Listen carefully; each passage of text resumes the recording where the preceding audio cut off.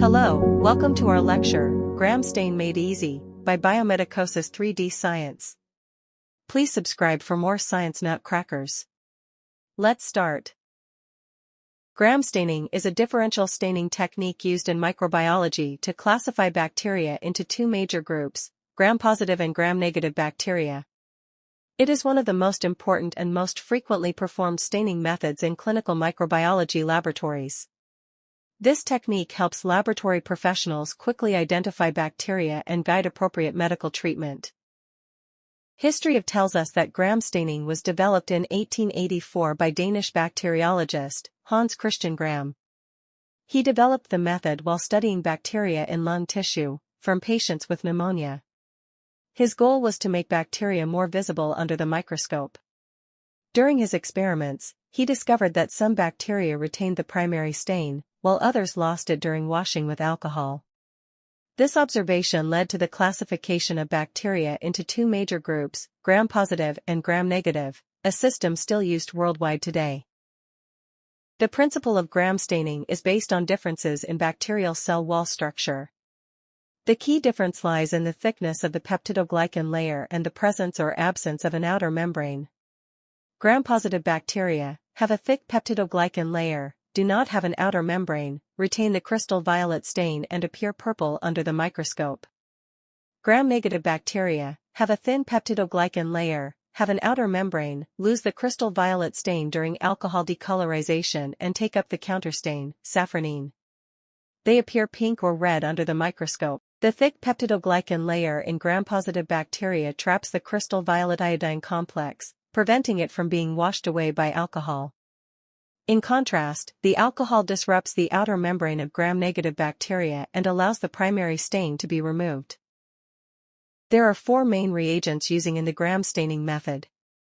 These include crystal violet as the primary stain, grams iodine as the mordant, alcohol or acetone acting as the decolorizer and safranin functioning as the counterstain. Each reagent plays a specific role in differentiating bacteria. Procedure of gram staining follows a series of steps. Before everything starts, remember to put on all necessary protective gear because in the lab we consider all samples as infectious, therefore save your life first. Step 1 includes smear preparation. This is a crucial stage where contamination from unwanted samples must be avoided. Strictly use the sample you want to diagnose. A small amount of bacterial sample is placed on a clean glass slide using an applicator stick. A drop of normal saline is added to the slide and the mixture is spread in a circular shape to make a thin smear. The smear is air-dried and heat-fixed to attach bacteria to the slide. Step 2 entails application of crystal violet to the dried smear. The smear is flooded with crystal violet and left for about 1 minute. All bacteria become purple at this stage. Step 3, here, grams iodine is added and left for 1 minute. Iodine acts as a mordant, forming a crystal violet iodine complex inside the bacterial cells. Step 4 includes decolorization, where alcohol or acetone is applied briefly for 10 to 20 seconds. This is the most critical step, in that gram-positive bacteria retain the purple color while gram-negative bacteria lose the purple stain. Over-decolorization may cause false gram-negative results. On the other hand, under-decolorization may cause false gram-positive results. Step 5 includes what we call counterstaining, whereby safranin, the counterstain, is applied for about 1 minute. Gram-negative bacteria take up the pink stain, while gram-positive bacteria remain purple. The slide is then rinsed in clean water dips, dried, and examined under oil immersion using a microscope. Now let us discuss interpretation of gram results. After staining, the smear is examined under X100 oil immersion objective and next is the report about the microscopic findings.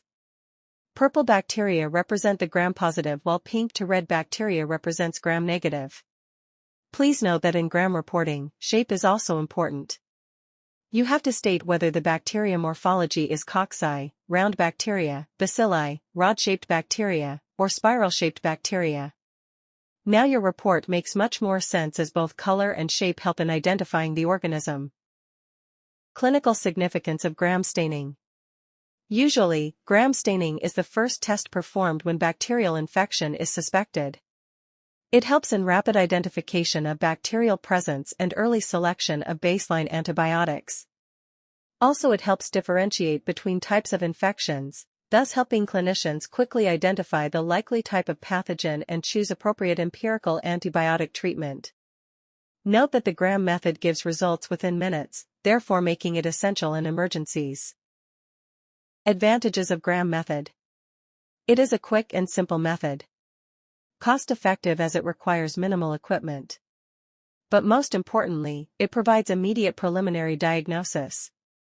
This helps clinicians quickly identify the likely type of pathogen, hence choosing the appropriate empirical antibiotic treatment as they wait for culture and sensitivity results. Let us look at the limitations of the Gram method. Please note that this method cannot identify bacteria to species level. However much you can predict the species according to Gram reaction and morphology, you need to do a culture and sensitivity test. Also, you can add on other biochemical tests to confirm the exact bacteria species. Another limitation is that some bacteria do not stain well, e.g. atypical organisms. Gram method also requires proper staining technique and timing according to the stain strength you are using in your laboratory, so as to get accurate results.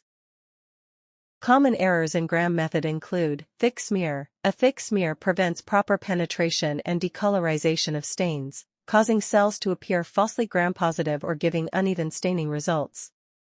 Please avoid using old bacterial culture for this method, because old bacteria have low affinities to the stains.